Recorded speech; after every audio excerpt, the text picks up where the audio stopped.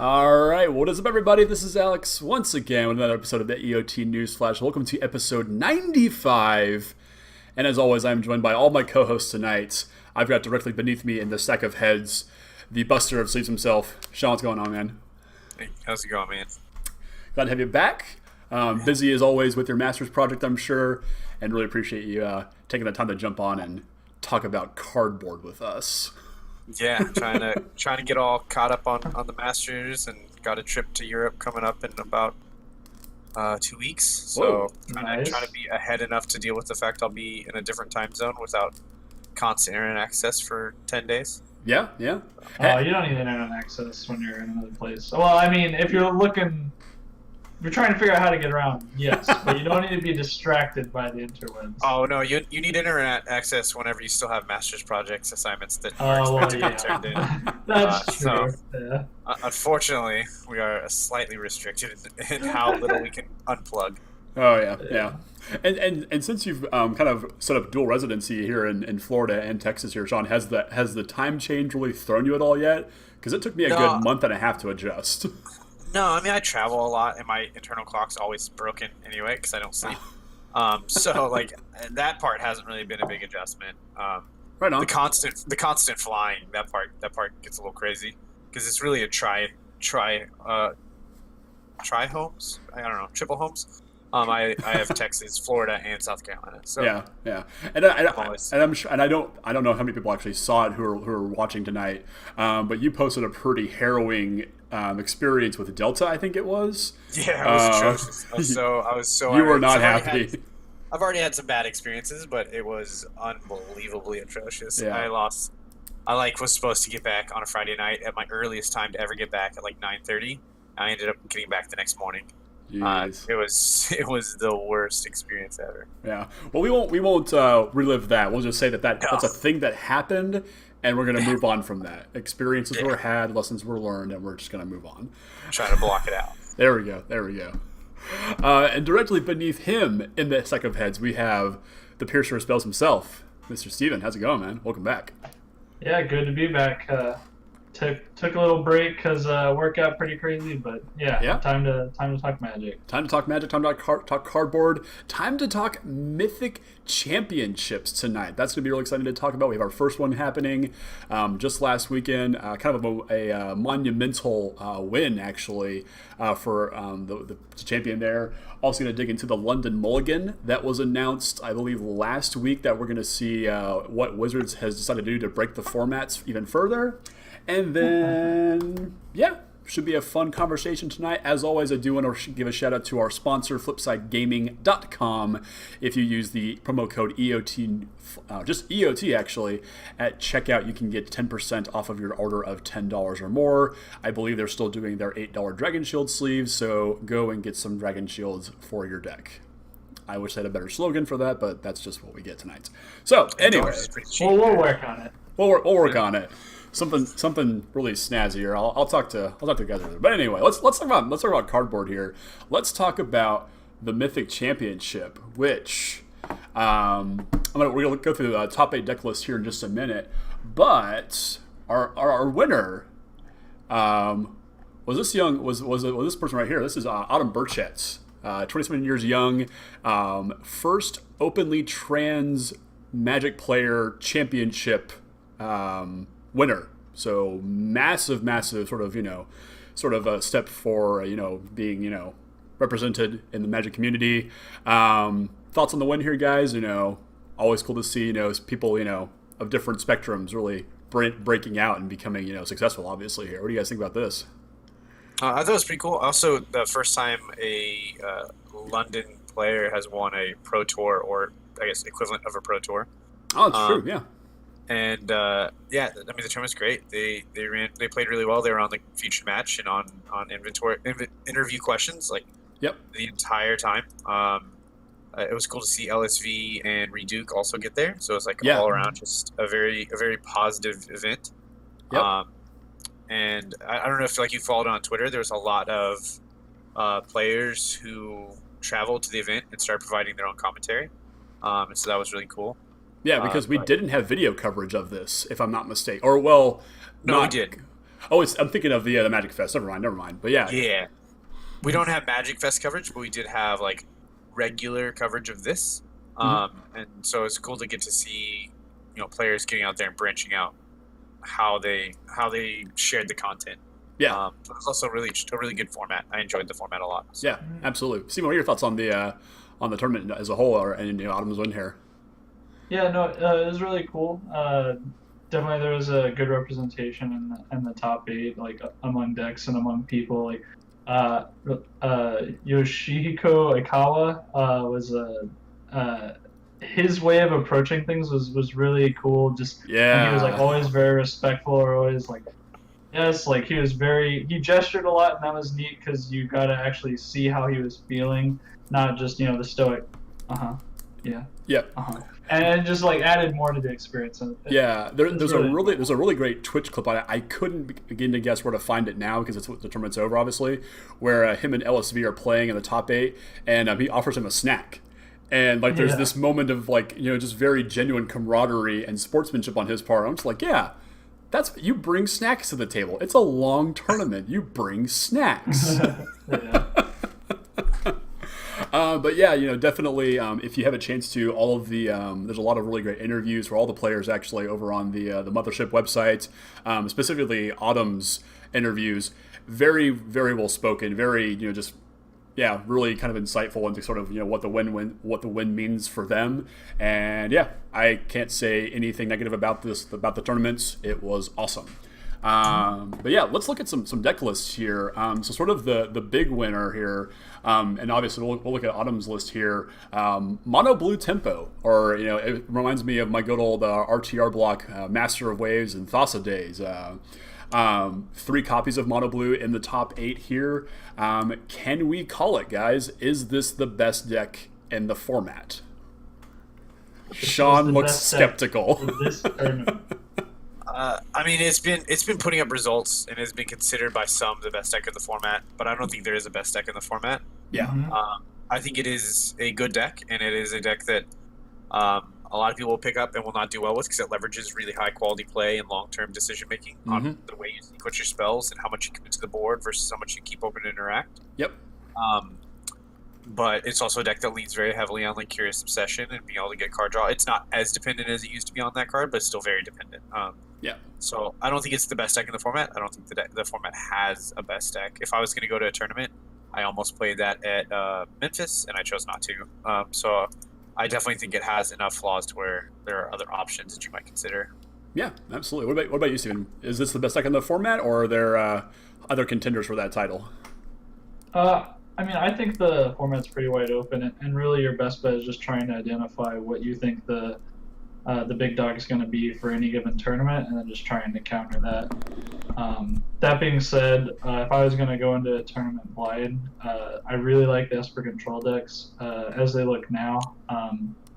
Big fan of Esper in the past. Esper Dragons was probably one of the most entertaining decks pilot. This feels pretty close to it. You have a crazy 5-mana win con into Teferi, and have some pretty solid counter spells and such now. Yeah, I would say the Sultai deck's probably the most consistent bet. But I mean, like Esper's real strong. White Weedie's good against Mono Blue. Drake's is pretty good against a lot of the same things that Mono Blue is, but it's a little bit more versatile. And there's just so much going on in this format. Yeah, absolutely. And Steven, you mentioned Esper Dragons from a couple of years ago. If you had to pick a 5-mana win con of choice, do you go with Teferi or Dragonlord Ojutai? I go with Ojutai because it kills quicker. That's true. Shawn's unconvinced. Untap lands is stupid. How's hexproof until you attack? But what do you want? Yeah, and then you get Falcon Invocation and just cycle their guys. We had dig through time. You said an Ojutai or Teferi, not the whole show. Oh, that's fair. That's fair. Yeah, like if we want to compare spells, dig through time and treasure cruise are better than Chemistry's Insight. Yeah, they are. We're just saying Teferi and Ojutai. There are less cards that say destroy planeswalker than say destroy creature. This is very true. We'll leave it up to people in the comments and not on the interwebs to discuss who's the better win con, Ojatai or Teferi. We're obviously in two different camps, so we'll leave it at that. But let's look at some other top eight decks. We've got Michael Bond's Simic Nexus list here. Basically, it's straight blue-green, Hydroid Crassus, a bunch of draw spells, bounce spells, obviously Nexus of Fate, a couple counter spells, and then Search for Ensconce and Wilderness Reclamation.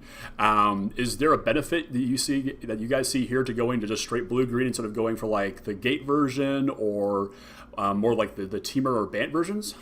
Yeah, so I've been on the Gate version for a long time, and for Memphis, I did really well with the Simic version. And the reason the Simic version was better, in my opinion, is just that it is more consistent and it is less prone to dying to losing a dice roll. Okay. Because you get more card draw and you get more value. Whereas, like, I played Gates at SCG Dallas the week before Memphis, and I lost all my dice rolls, and I was basically like, I was playing third the entire time. Because you just, all your lands come into play tapped, so all your spells cost an extra 1 or 2 mana, and you're on the draw all the time. Even if you win the dice roll, you're basically on the draw. And so it's really easy to fall behind and get run over. So I was a far larger fan of the Simic version because it can see more cards consistently, where it's not as strong as Guild Summit and doesn't have like Gates Ablaze. It can loop really well. So the draws with Simic Nexus feel a lot more like a combo deck, where Gate Nexus is a lot of value that eventually combos. Okay, yeah. So what do you think about the blue-green the variant here? I think Shawn hit that on the head. Like that's a very spot-on representation of the deck. And just it does the best Nexus of Fate loop that any other deck can do. And I'd even say it's better than the white version that gives you Settle and Teferi. Like, even though those are both powerful cards, just the sheer draw power of this one's more important. Yeah, absolutely. Card velocity through the deck, I would definitely say trumps any other kind of just utility spell there. So definitely agree there. So let's kind of move along. So we got more mono blue, and then we've got Marcio Carvalho rocking a little blue-white Azorius aggro. Highlights with a Ajani Adversary of Tyrants in the main board, and then just a bunch of powerful white creatures with a couple of blue spells, and it's kind of just mono white, isn't it? Until you get to the sideboard, and then you get a couple of counter spells and an island to cast them. Yeah, you're gonna see another aggro deck that's also just playing 8 of the dual lands to splash on the sideboard. Yeah, looking at the list here, it's all mono white. Yeah, I didn't look at this very closely, apparently. So we've got. Yeah, I mean, it's the most consistent version. Yeah, absolutely. It's got a maximum of 9 blue sources for 3 blue cards in the sideboard. Wow. So what are you guys' thoughts, taking a deck like mono white, which is, by itself very powerful? Do you guys have an opinion of adding a color like this, a very, very light splash, and having all the maximum mana sources you can for a deck like this to be competitive? Do you guys believe in this approach, or would you rather just stick to tried and true, just mono white or mono blue or whatever mono color deck you're going to be working with? So I this is another deck. I tested a lot of decks for Memphis because Dallas went so poorly. I tested the mono white, and I was seriously considering that one. It's just not my playstyle. I like the blue splash because, so basically what it is you're a deck that's got a very linear plan, right? And when you're hitting that plan, then you're winning the game very consistently, and occasionally your opponent has to play honest, because you might occasionally have this blue mana open, and now they have to be like, well, crap, now I have to kind of play around something. So it's more of the occasional gotcha, and I like that a lot. I think that makes it pretty strong. Yeah. Overall effect. Yeah. What about you, Savin? Some more kind of thoughts there, Shawn? Yeah, I think the mana base right now is kind of free to go into another color lightly. Now, he has 5 spells here, and I think the red-black deck that I have been playing, at any given time in a matchup, you'd go up to 6 or 7 black cards at most, and I feel that that's right where you want to be with having 8 sources in a 20 land deck. And yeah, I think it was a good choice. It's, like I said, it's free, so why not do it? You get access to a couple better spells just negate and disable stroke are going to do a whole lot more than like a baffling end or something like that. Yeah, definitely. Or your third and fourth one. Yeah, I can remember trying to splash Thought Seizes into Mono Blue Devotion back when that was in Standard, and Abrupt Decays into Mono Black Devotion when those decks were kind of like the big sort of format staples that they were. Unfortunately, it didn't work as well as I liked it to, because half of your splash sources came from the temples, which unfortunately always came into play tap, which when you're playing that Mono Blue Devotion deck and you came off like one turn of having a tap land instead of an untapped source, major disaster. But it was kind of fun to play Ashiok in that deck, though. So. Imagine that feeling, and then play the Gates deck. Where cards come into play tap, and they don't scry. Yeah, that's the feeling. But sometimes they say draw a card. Sometimes they do. Sometimes they say draw 2 cards or 3 cards, and that's what's great. Yeah. I think the deck's good. It's just, man, when you lose 2 or 3 dice rolls to start off a tournament, you're like, I made all the wrong choices. Hey, at SCG Dallas, I only won 2 dice rolls out of my 9, so I feel ya. Yeah, so let's keep going through here. We got Reed Duke on Mono Blue Tempo. If you have the time, go back and watch his and Autumn's 5-game set for the semifinals. Some of the finest Magic you will probably see this year played. I'm gonna make that that statement right now. Here's the deck that Steven was talking about, Yoshihiko Ikawa's Esper Control. Steven, tell us about what makes this deck so good. So you have a lot of options, and you fortunately have a good hand disruption spell. When Thoughtseize was around, it was very good because it was your turn 1 play, which you could then line up everything from that point. Thought Erasure fills that same hole, except since it costs 2 mana and it's slightly harder to cast, you get access to Surveil 1, which makes the card, in my opinion, better than Thoughtseize at any point, because you can just scry 1 if you need to. And also, added benefit, it doesn't hurt you.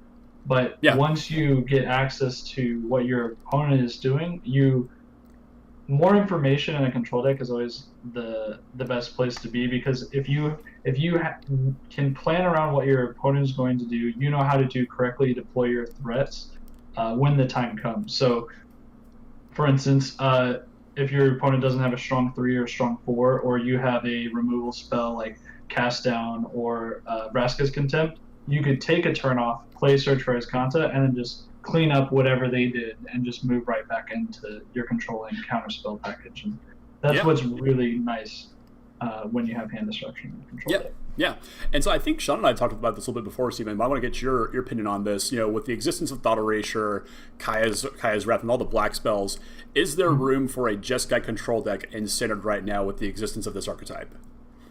I don't think so, because you're not going to be able to do as much as the Black Splash can.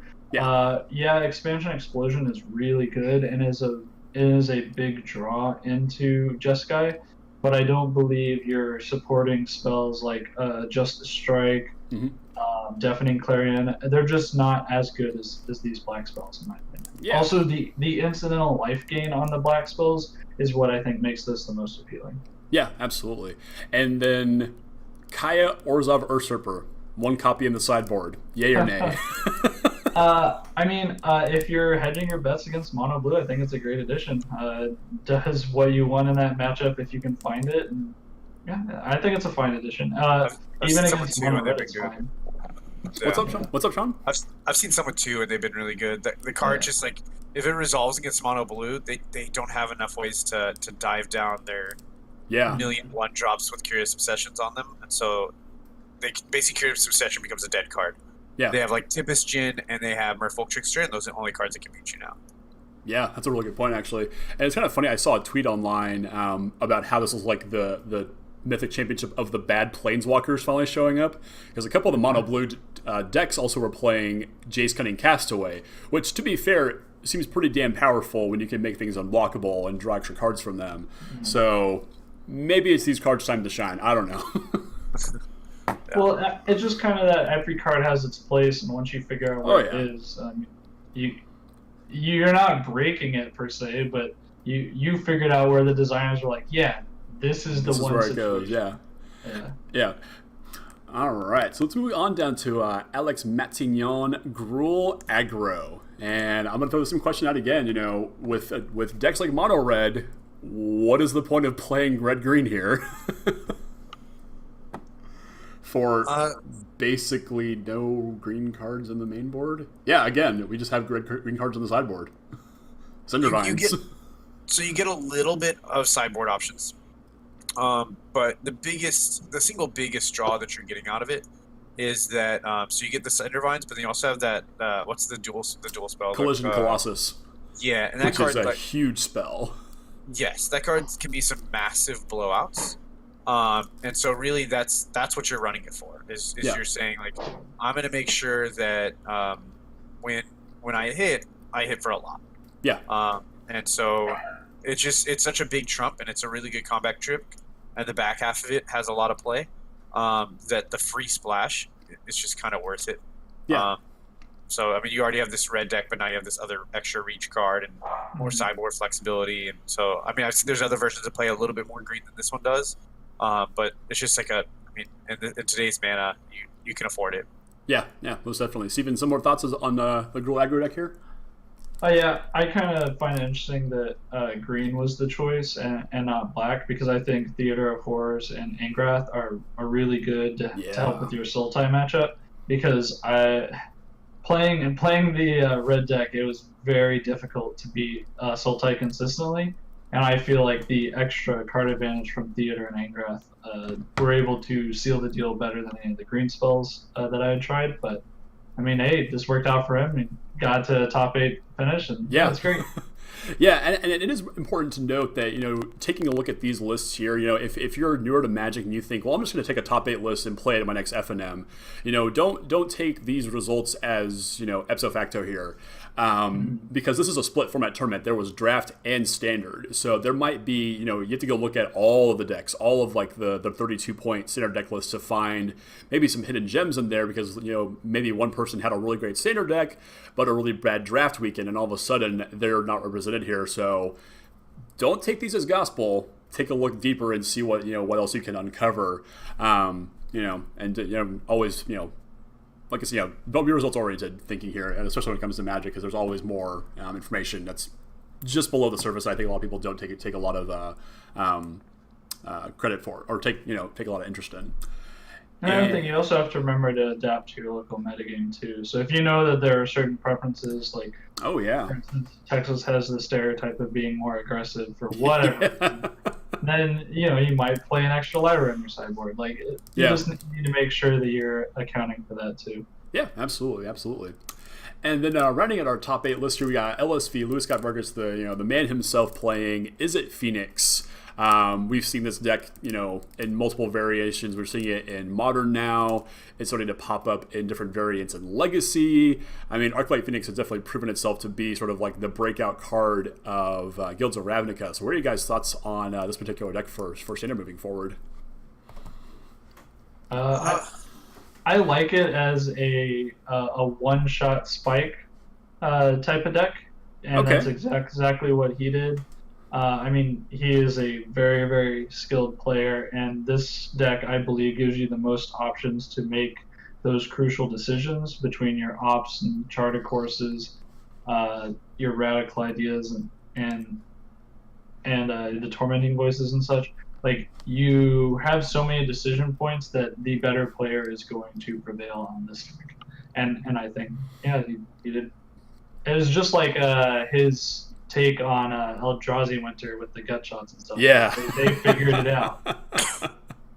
Yeah, I so think it's a good deck if you feel confident with your play skill against your opponents. I think it's similar to Mono Blue, where you can leverage it. I like the way it plays out against like, really, if you're playing Mono Blue or you're playing this deck, this has a favorable Sultai matchup. So like, I like this. If I'm gonna run a deck between Mono Blue and like Is It, I'll probably run Is It mostly for the fact that I have just this strong game against Sultai, but this one, it feels more resilient overall. So it's a lot more along my play style. Whereas I feel a little concerned every once in a while that I'm just going to get run over with Mono Blue. You know what I mean? So I think this one can leverage my skills while it has a little bit better of a security blanket than any of the others. Yeah, absolutely. And see, you use the term one-shot spike deck, or I might be paraphrasing your term there. What does that mean for a newer Magic player who's looking at a deck like this? How do they define one-shot spike deck? Oh, so let's say you've noticed a trend in the metagame that, for instance, Sultai is really big. Mm-hmm. And while you could take the more or you could take a safer choice in mono blue, which might have better matchups throughout the metagame. You could take something like Izzet Phoenix and go, I want to beat every Sultai player that I play against. Yeah. And this is the deck that I think you can do that with. And then the added benefit to Izzet Phoenix is, since you have the extra decision points, you can weasel your way out of the hard matchups just by making sure that you're on top of it and you're calculating all the different possible outcomes that your opponent could be playing or potentially playing around from you. Yeah, absolutely. And now, obviously we didn't see a single Sultai list in the top 8. Now, there were plenty of them out there. If we go back and look at all the 32-point deck lists, we're going to see plenty of that in the tournament. There were plenty of other Nexus of Fate decks. So one of the things I want to throw to you guys, now that we've seen a Mythic Championship, and I saw a really interesting tweet. I forget who it was by now, but he basically surmised that with a tournament like this showing what exists in Standard, is it worth trying to come up to the table with something new and try and innovate, or do you just take what exists and refine? So I don't think you should ever give up on trying to develop a new concept, just because there are so many cards in Magic, even in Standard, that you can find new combinations that do really well. I'll go back to the Blood Rush deck from Theros and Ravnica. Mm-hmm. Like, that deck had potential, but was never really discovered because no one really gave any thought to it. And I got lucky on a couple of tournaments. And there's always something out there. It's just whether or not you take the time to really flesh out the idea. Yeah, absolutely. So, yes, and always keep building. Yeah, and you're definitely more of a brewer than I am, Steven. So I definitely we've had plenty of talks about brewing, and there's plenty of brewer episodes out there for this. So I'm definitely with you there. Are you share some of the same thoughts, Shawn, or more of just taking what exists and refining? It kind of depends. Like I think there's not like a right answer, and I think typically whatever answer you go with is the wrong answer. Yeah. Once you plant your flag, you're wrong. Yeah, 100%. Because and I've gone back and forth between both options, right? Like, and so I've said like, there's a best deck. We should just play this best deck, and then at the end of a season, I realize I take a deck that I messed around with for fun, and I start playing it. I'm like, oh, this deck actually would have been really good. And then I've done the opposite, where I play like I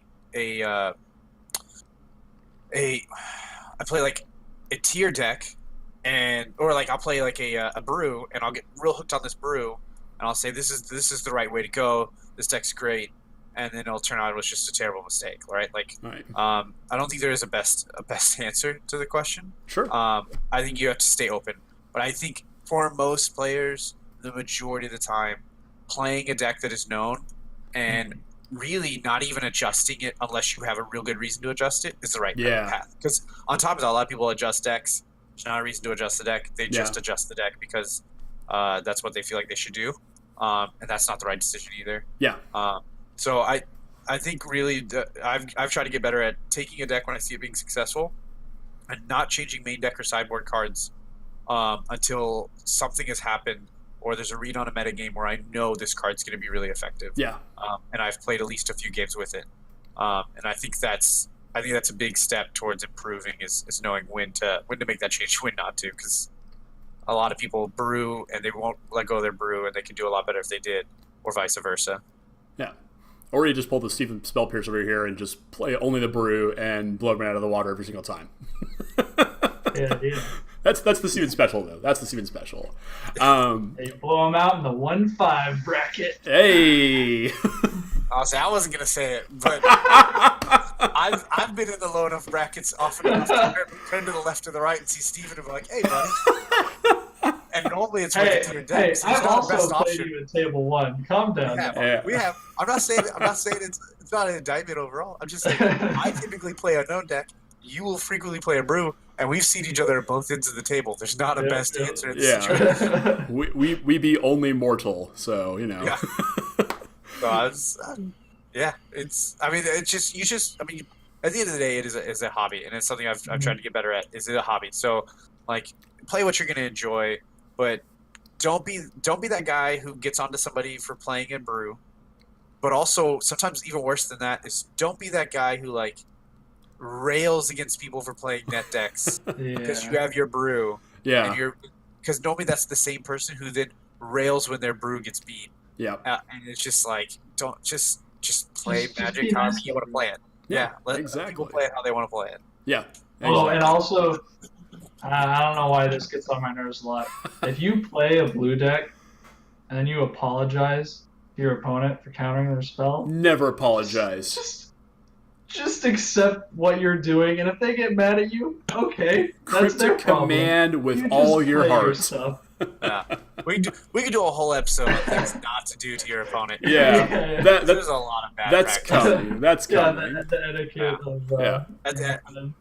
At the SCG, I was playing a two-headed giant side of it, and like this dad and his like 16-year-old son are playing against us. And me and my buddy have like 2 lands, and we don't draw any other lands. And so we like die, right? And so then like at one point we cast something, and the son's like, "It's not like it really matters anyway." And I was like, "Screw you, man. You see us both with 2 lands, and you've got 6 lands in front of you. You're right. It doesn't matter. I don't need the commentary on it. We're all aware of the situation that we're sitting around. Like we can all see this." I was just like, "Oh my goodness, bud! All right." I mean, he's savage moment. He's 16. He's 16. Oh, it's hard. It's in his blood. Oh my goodness, it was an experience for sure. Yeah, absolutely. So before we wrap up for the night, there is one more thing I do want to talk about. Last week, Wizards decided to unveil a potential change to the Mulligan rule.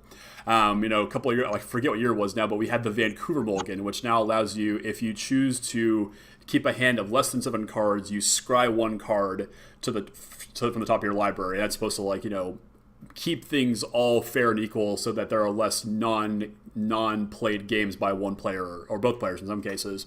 But now they're unveiling something for the Mythic Championship in London this year, which is in just a couple of weeks. Hence called the London Mulligan, which basically says you may always mulligan to 7. But for every time that you do mulligan, you take that many cards out of your hand. So you mulligan to 6, you draw 7, and put 1 of those cards on the bottom of your library. And you do the same for 5, where you put 2, 4, you put 3, down and so on and forth until you get to 0. This has been incredibly divisive amongst everybody I've seen in the Magic community. Even when I was at draft at F&M last Friday, I said, "Hey, who wants to try this tonight?" And I got a whole lot of hell no's and a whole lot of hell yeses. The sort of the Eternal community for Vintage and Legacy players seem to be completely up in arms. It's like a nuclear arms race now. Apparently, find your hate or find your combo pieces. Is this the end of Magic, guys? Shawn, Steven, I'll go to you first. And what are your thoughts on the London Mulligan rule, and is it going to be implemented after just 1 weekend? Yes, the sky is falling. Good. For once we got it right. Called shot.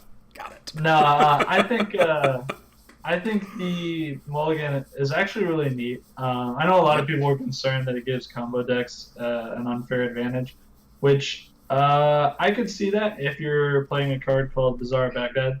Yeah. Other than that, I think it gives everyone an equal opportunity to find what they need. And I mean this from both perspectives. Like, if you're the combo player and you're looking for 2-3 cards, you can mulligan multiple times, and maybe you find that plus a land. Yeah. But then on the flip side, if you are looking for a specific hate card, like Stony Silence or Rest in Peace or any of the ley lines, for instance, you can mulligan a little bit harder to those, and you have a higher percentage of hitting. so it equals out the benefit that combo gets or aggro gets, or insert whatever deck here. Yeah, absolutely. And Shawn, I'm going to go to you for this one. Since we're trying this out at a modern tournament, not a standard, where we're going to see a less of an impact of the ruling here, do you think it was wise for Wizards to unveil this for a modern tournament, or it just kind of like test the breaking point of what this change could do? I want to assume that they are doing it to see, like, in the least controlled format, how is it going to do. But at the same time, I also wouldn't be surprised if there really wasn't any thought on that. Because, like, if they think this improves mulligans, right, like, they really don't care about eternal formats as much. They don't. Right. And so, like, if they think this makes the game better, they wouldn't show it in a format that could really break it. Yeah. If they thought it through. I don't think they thought it through 100%.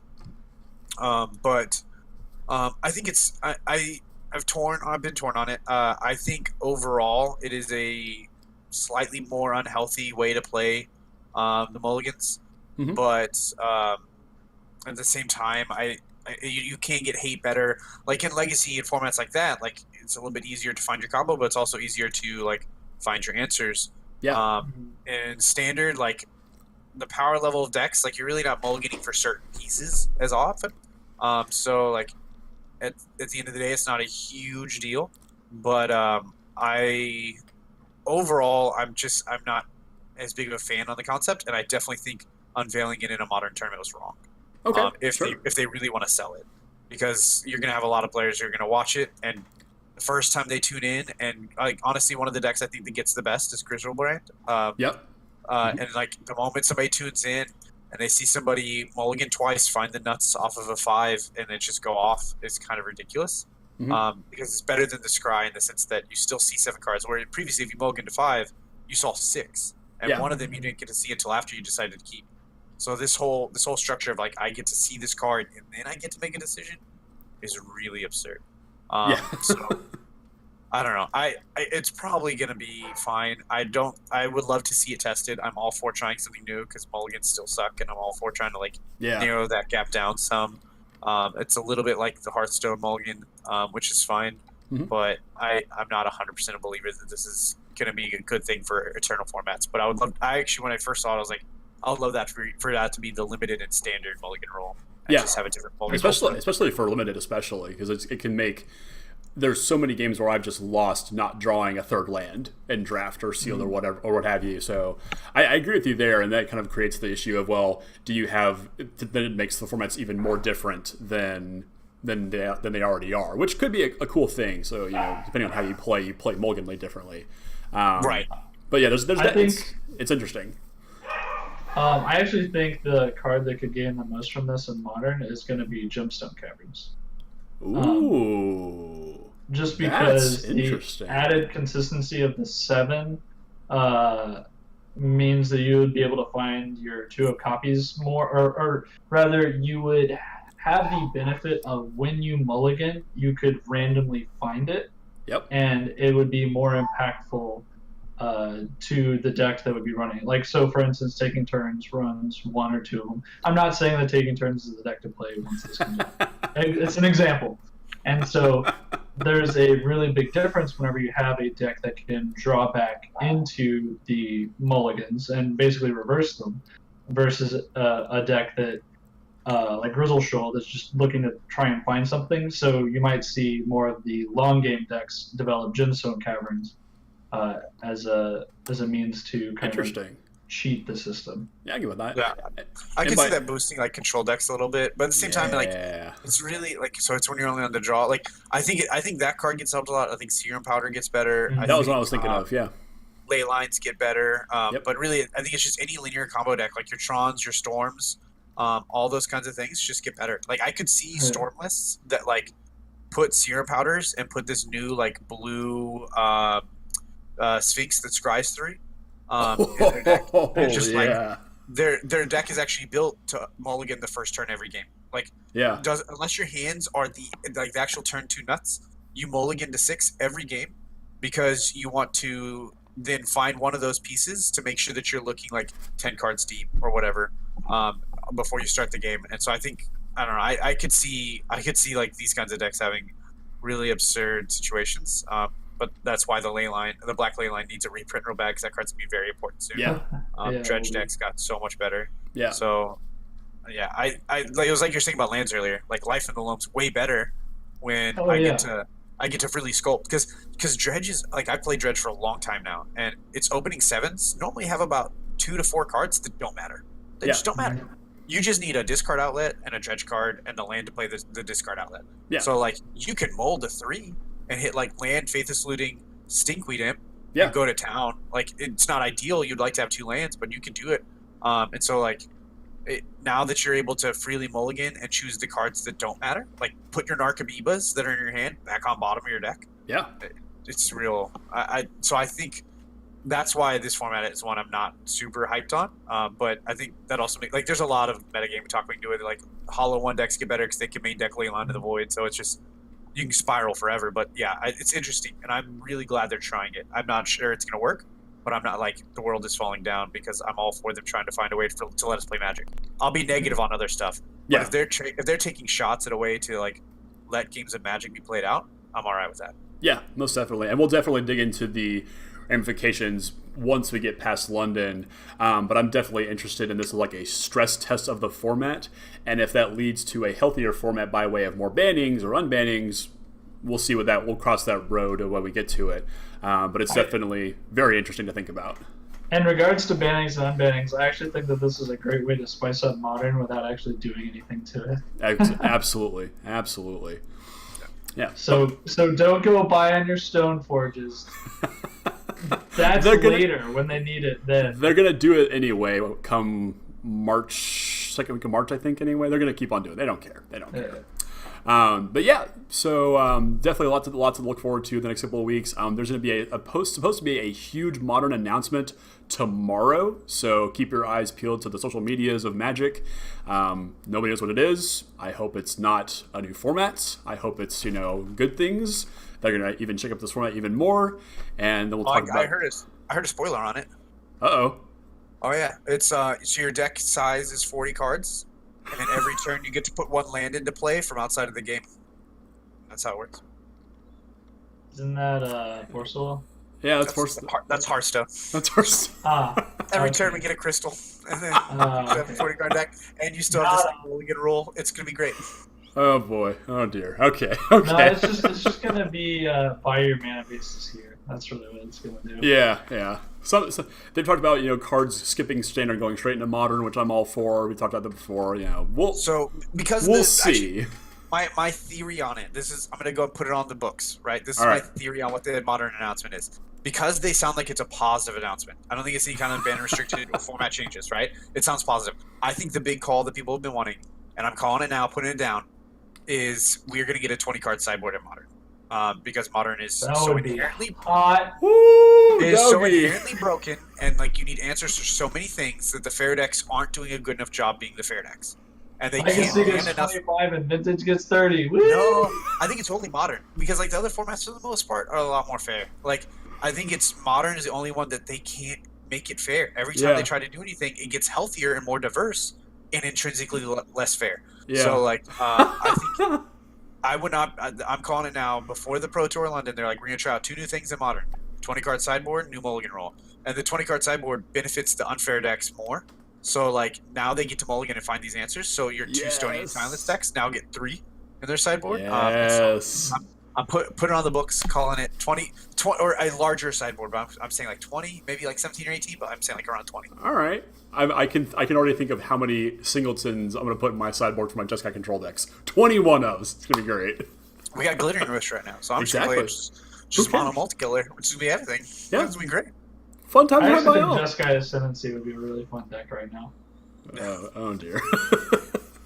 Well, before we spiral off into Modern musings and all this going completely off the deep end with no hope of a life preserver or helicopter rescue, I'm gonna call it right there because I feel it coming. As Steven's got that look in his eye, we're going to just go as deep as he can with that Curious Obsession and that dive down. Oh, I'm gonna hang up. I'm just waiting. There's no light in sight. No, there's definitely not. So We'll talk more next. Yeah. We'll definitely talk more next week. We'll have the reveal of this modern change tomorrow. We'll talk about that next week. Whoever knows whatever the hell is going to happen next week in Magic, we'll talk about that too. And whatever else we feel like talking about. So again, big thank yous to both Steven and Shawn for hanging out tonight. Shout out again to Flipside Gaming for sponsoring us. Again, EOT, use the promo code at the end of checkout for 10% off your order of $10 or more. And Steven, say the word. Let's do it again. Let's do it again. Thanks for watching, everybody. Have a good night.